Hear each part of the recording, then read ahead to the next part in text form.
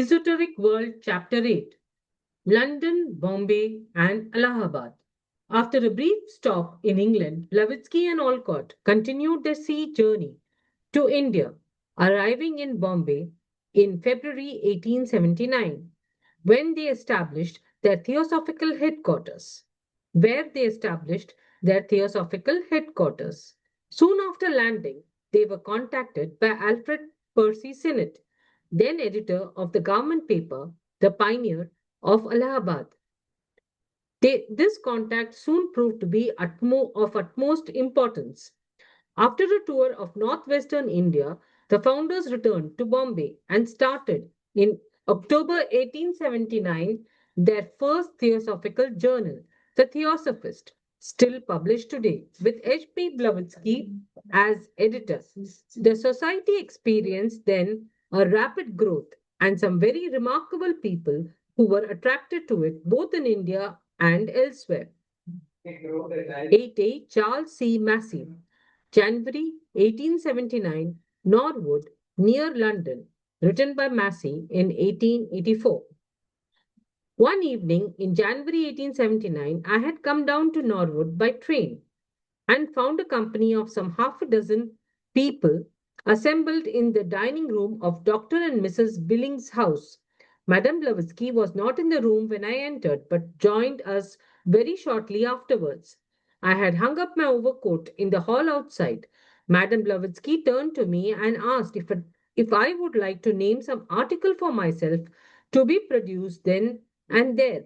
Having for some time been in want of a card case, a want I had certainly not mentioned to anyone present, I believe to anyone at all, I named that article. I was immediately afterwards dissatisfied with that particular article I had named as a test and wished to substitute another choice, but was told I was too late. I was to go into the hall and put my hand in the pocket of my overcoat. Be it observed, and this I can state most positively, that no one but myself left the room after I had asked for the card case, and I went out into the hall as directed, unaccompanied by anyone. The hall was just outside the room, which had no other door than the one I went out at.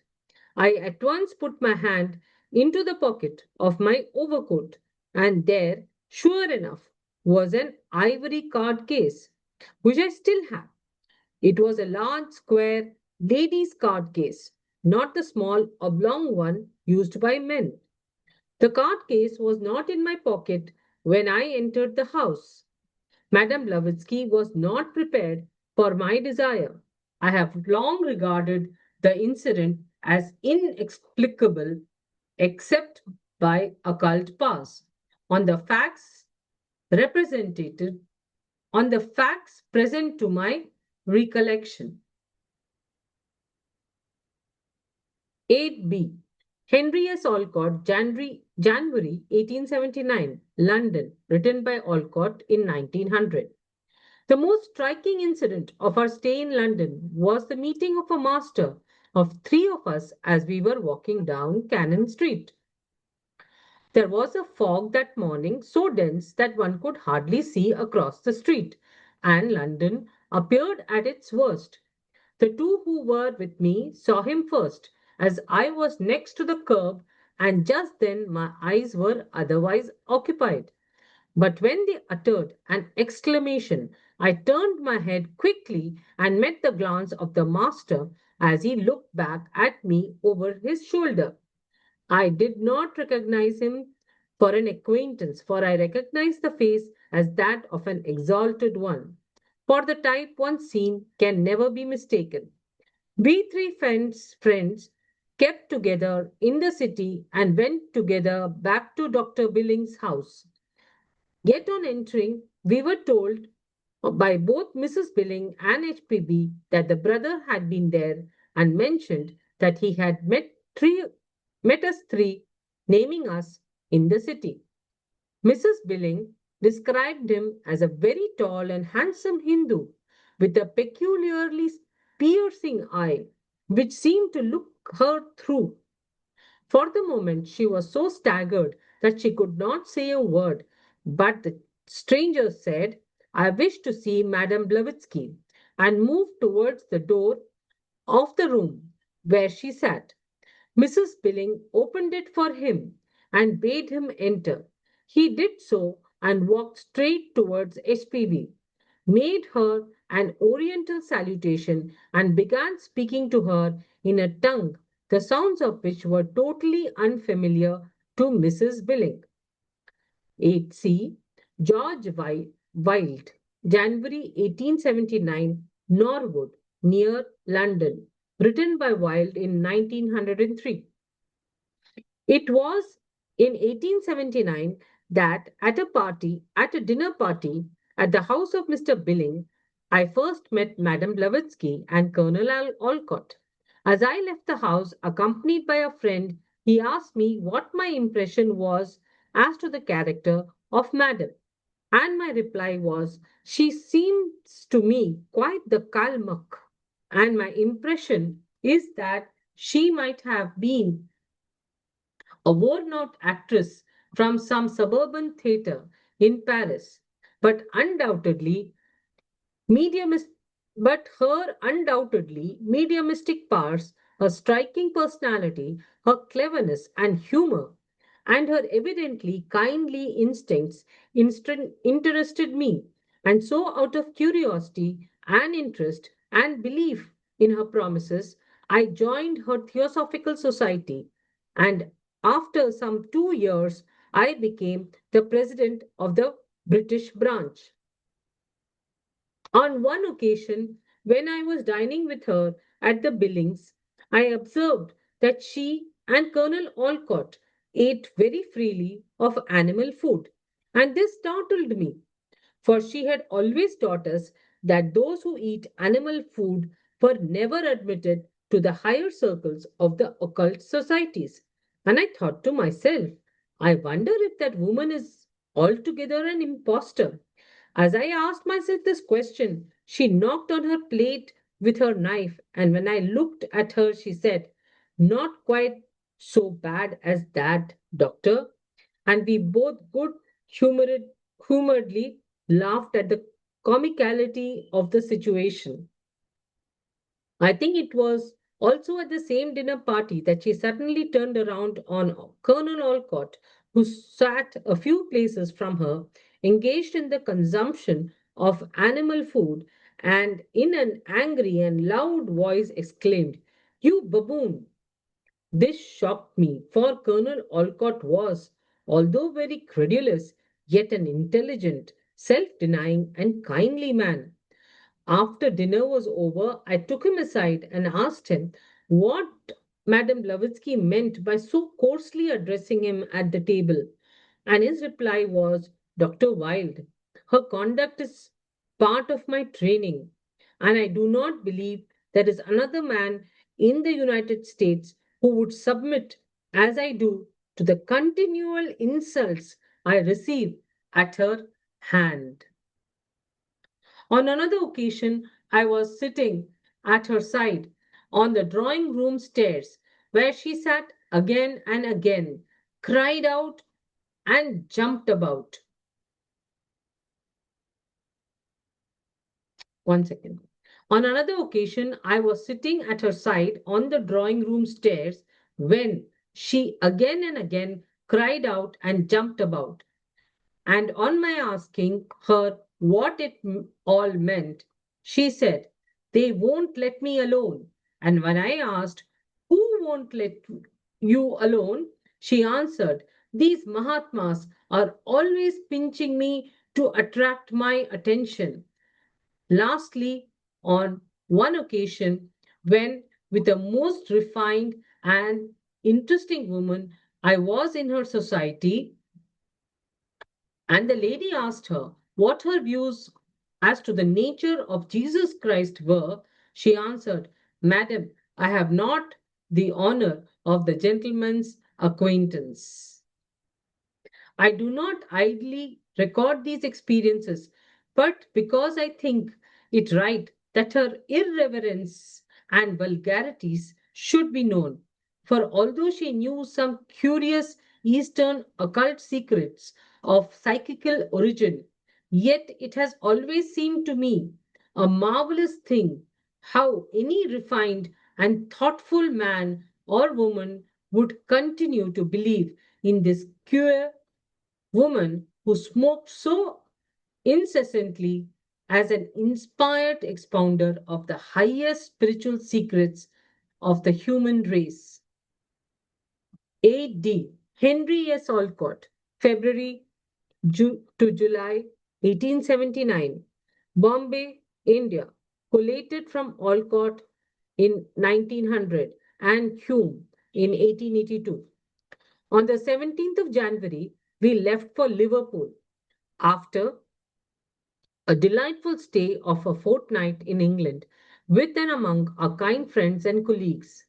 The next day, we passed at the Great Western Hotel, Liverpool, and at 5 p.m. embarked on the Specky Hall in a downpour of rain.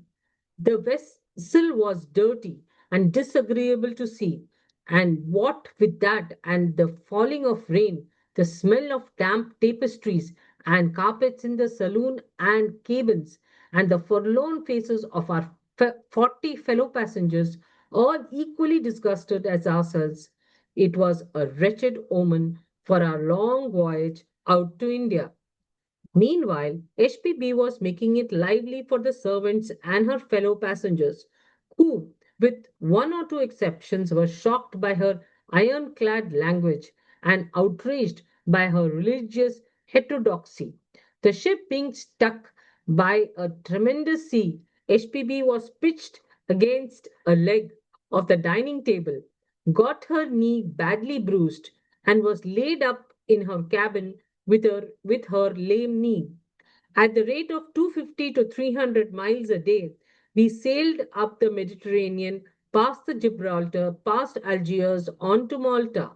Port Said, Egypt, was reached on 2nd February, and then came 2 days and nights in the Suez Canal. We emerged into the Red Sea and began the third and final stage of our sea pilgrimage to the land of desire.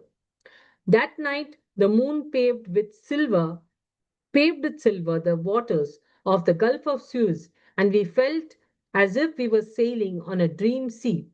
Nothing of moment happened until the 12th, when a flue burst in the boiler, and we had to stop for repairs. On the 15th of February at noon, we were but 160 miles away from the Bombay lights, and the next morning entered Bombay harbor. Before sunrise, I was on deck, and as we steamed rapidly towards our anchorage, reveled in the panorama of the harbor that was spread before me. Elephanta, ahead of us, was the first locality we asked to be shown us, for it was type and visible for it was the type and visible representative of that ancient India. Alas, as one turned towards the promontory of the Malabar Hill, the dream dispelled. The India we saw there was one of sumptuous bungalows, framed in the luxury of English flower gardens and surrounded with the signs of wealth gained in foreign commerce. The ship's anchor was hardly dropped before we were boarded by three Hindu gentlemen in search of us. All seemed strangers to us, but when they pronounced their name, I opened my arms and pressed them to my breast. We were ashore in their Bandar boat and landed on the Apollo Bandar. The first thing I did on touching land was to stoop down and kiss the granite step, my instinctive act of puja. The noonday Bombay sun of mid February is a surprise to a Western visitor, and we had time to feel its full power before Mr. Harichand came.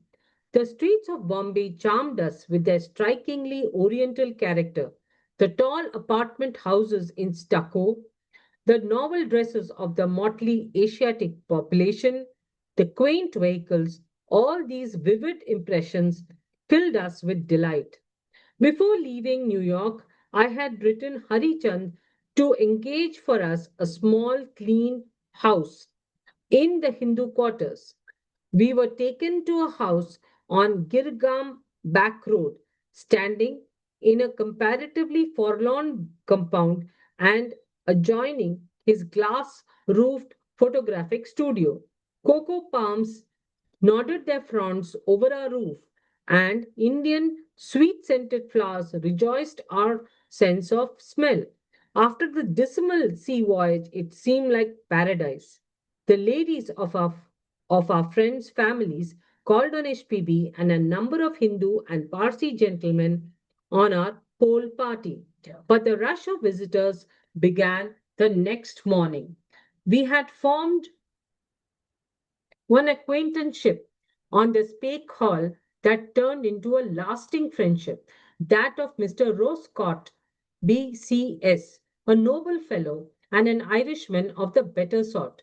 His long conversation with us about Eastern philosophy had resulted in his joining our society. He called on the evening of that first day ashore and provoked HPB to doing a phenomena that was quite new to me. They were sitting together on a sofa, and I was standing with Hari Chand at the center table. When Scott reproached HPB for her evident intention of letting him go north to his official post without giving him the least proof of the existence of the psychical powers in men, of which she had so much spoken. She liked him very much and so consented to comply with his request. What shall I do for you? She asked. He snatched the handkerchief she was holding in her hand and pointed to her name, Heliona, embroidered across one corner. Well, make that name disappear and another to take its place. What name do you want? She rejoined. Looking towards us, where we stood at a distance of a few paces, he pointed to our host and said, Let it be Hari Chand's.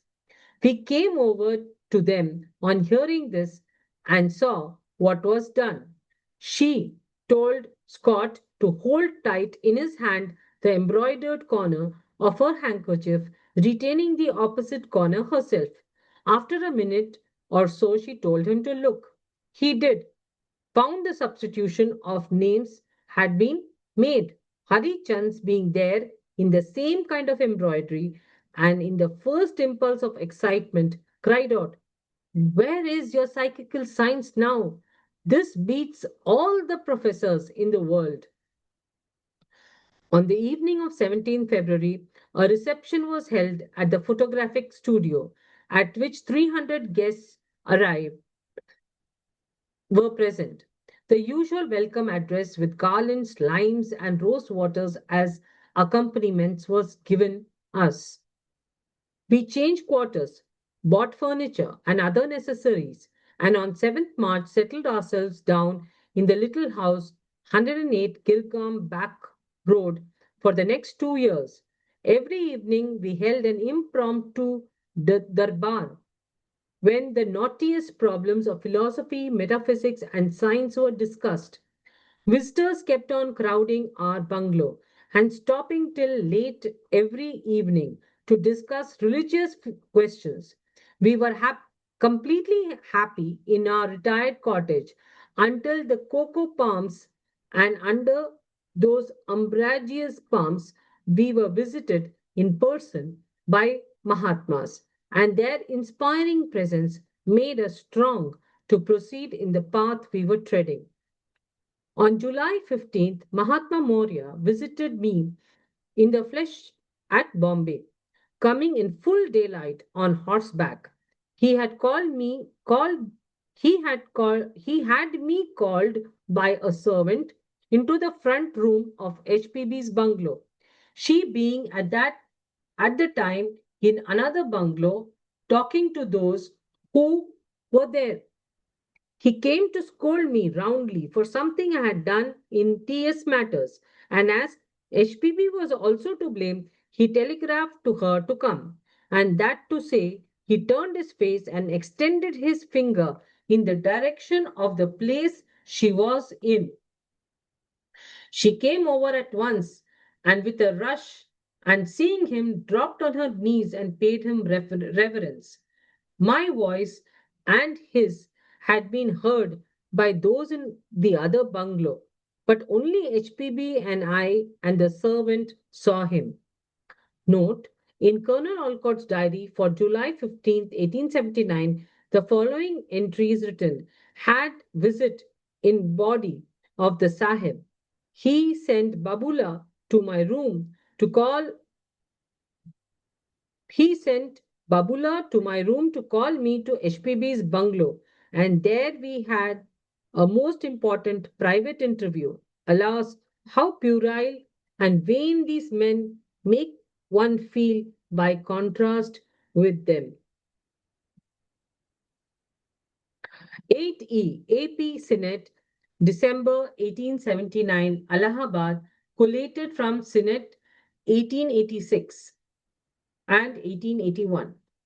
Colonel Olcott's and Madame Blavatsky's arrival in India had been heralded with a few newspapers paragraphs dimly indicating that Madame Blavatsky was a marvelous person associated with a modern development of magic, and I had seen her great book, Isis Unveiled, which naturally provoked interest on my part in the authoress. For some remarks published in the author, of which I was at that time the editor, the first communications between us arose in accordance with arrangements made by letter during the summer. She came to Allahabad to visit my wife and myself at our cold weather home at that station in December 1879. I well remember the morning of her arrival when I went down to the railway station to meet her. The trains from Bombay used to come into Allahabad in those days at an early hour in the morning, and it was still but just time for chota hazri or early breakfast when I brought our guests home. She had evidently been apprehensive, to judge from her latest letters, lest we might have formed some ideal conception of her that the reality would shatter, and had recklessly painted herself as a rough old hippopotamus of a woman unfit for civilized society. But she did so with so lively a humor that the betrayal of her bright intelligence this involved more than did undid the effect of her warnings. Her rough manners, of which we had been told so much, did not prove very alarming, though I remember going into fits of laughter at the time when Colonel Olcott, after the visit had lasted a week or two, gravely informed us that Madam was under great self restraint so far. This had not been the impression my wife and I had formed about her, though we had learned already to find her conversation more than interesting. I want to give my readers an idea of Madame Blavatsky as I have known her, and that shall be as nearly complete as I can make it, and I shall not hesitate to put in the shadows of the picture. The first visit she paid us was not an unqualified success in all respects. Her excitability, sometimes amusing, would sometimes take an irritating shape, and she would vent her impatience, if anything annoyed her, by vehement tirades in a loud voice directed against Colonel Olcott, at that time in an early stage of his apprenticeship to what she would sometimes irreverently speak of as the occult business. No one with the least discernment could ever fail to see that her rugged manners and disregard of all conventionalities were the result of a deliberate rebellion against, not of authority or unfamiliarity with the customs of refined society. Still, the rebellion was often very determined, and she would sometimes color her language and expletives of all sorts, some witty and amusing, some unnecessarily violent, that we should all have preferred her not to make use of. She certainly had none of the superficial attributes one might have expected in a spiritual teacher. Recollection of this time supplies me with a varied assortment of memory portraits of Madame, taken during different conditions of her nerves and temper. Some recall her flushed and voluble, too loudly declaiming against some person or other who had misjudged her or her society. Some show her quiet and companionable, pouring out a flood of interesting talk about Mexican antiquities or Egypt or Peru, showing a knowledge of the most varied and far reaching kind, and a memory of names and places and archaeological theories she would be dealing with that was fairly fascinating to her hearers. Then again, I remembered her telling anecdotes of her earlier life, mysterious bits of adventure, or stories of Russian society with so much point, vivacity, and finish that she would simply be the delight for the time being of everyone present. I have said a good deal of her impetuosity and indiscretions of speech and manner, and the way in which she will rage for hours, if allowed, over trifles, which a more phlegmatic, not to speak of a more philosophical temperament, would barely care to notice. But it must be understood, almost at any time, an appeal to her philosophical intellect will turn her right off into another channel of thinking, and then equally for ours. May any appreciative companion draw forth the stores of her information concerning Eastern religion and mythology, the subtle metaphysics of Hindu and Buddhist symbology, or Eastern doctrine itself. The record of Madame Blavatsky's residence in India is, of course, intimately blended with the history of the Theosophical Society, on which all her energies are spent, directly or indirectly, and indirectly insofar as only as she was obliged during this period to do what literary work she could for Russian magazines to earn her livelihood and supplement the narrow resources on which the headquarters of the society were kept up. The Theosophist, the monthly magazine, would monthly magazine devoted to occult research, which she set on foot in the autumn of her first year in India, paid its way from the beginning, gradually came to earn a small profit, subject to the fact that its management was altogether gratuitous, and all its work in all departments performed by the little band of Theosophists at headquarters. But all the while, the sneering critics of the movement in the papers would be suggesting from time to time that the founders of the society were doing very good business with initiation fees and living on the tribute of the faithful. Madame Blavatsky was really at her desk from morning till night, slaving at Russian articles, which she wrote solely for the sake of the little income she was able to make in this way, and on which, in a far greater degree, than on the proper resources of the society, the headquarter was supported and the movement kept on foot. It has been through my acquaintance with Madame Blavatsky that I have obtained experiences in connection with occultism. The first problem I had to solve was whether Madame Blavatsky really did, as I heard, possess the power of producing abnormal phenomena.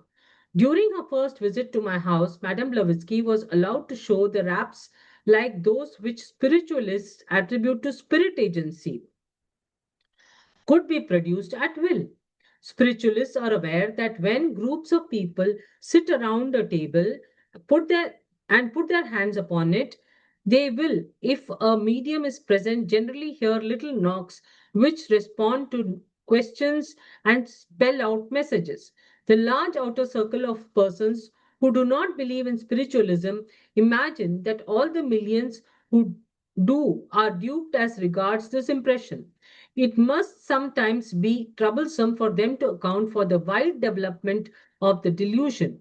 But any theory they think is preferable to admitting the possibility that the spirits of deceased persons can communicate in this way.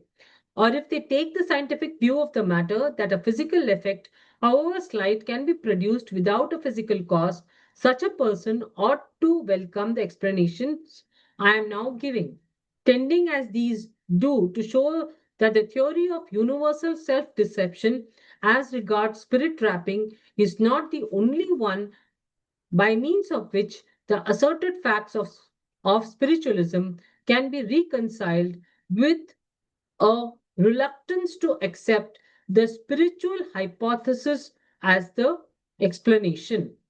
Now, I soon found out not only that would always come at a table at which Madame Blavatsky sat with the view of obtaining such results, but that all conceivable hypotheses of fraud in the matter were rapidly disposed of by a comparison of the various experiments we were able to make. To begin with, there was no necessity for other people to sit on the table at all. They could work with any table under any circumstance or without a table at all. A window pane would do equally well, or the wall, or any door, or anything, whatever which could give a sound if hit. A half glass door put ajar was at once seen to be a very good instrument to choose because it was easy to stand opposite Madame Blavatsky in this case, to see her bare hands or hand without any rings resting motionless on the plane, and to hear the little ticks come plainly as if made with the point of a pencil, or with the sound of electric sparks passing from one knob of an electrical apparatus to another. After very satisfactory way of obtaining the wraps, one frequently employed in the evening was to set down a large glass clock shade on the heart rug and get Madame Blavatsky, after removing all her rings from her hand and sitting well clear of the shade so that no part of her dress touched it, to lay hands on it, putting a lamp on the ground opposite and sitting down on the heart rug.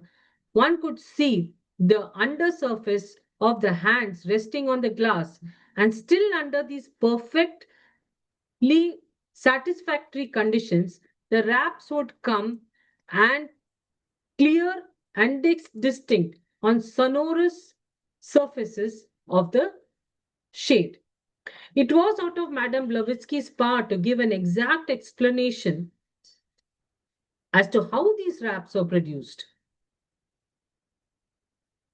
But the fact that the raps were obedient to the will was readily put before dispute. In this way, amongst other working with the window pane or of the clock shade, I would ask to have a name spelled out and mentioned one at random. Then I would call out the alphabet, and at the right letters the raps would come. Or I would ask for a definite number of raps and they would come. Or a series of raps in some definite rhythmical progression and they would come. Nor was this all. Madame Blavatsky would sometimes put her hands,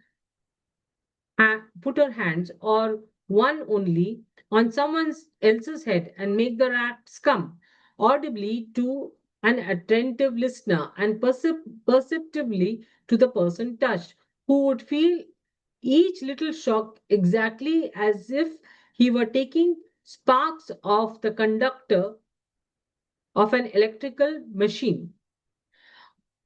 At a later stage of my At a later stage of my inquiries, I obtained raps under better circumstances again than these, namely without contact between the objects on which they were produced and Madame Blavatsky's hand at all.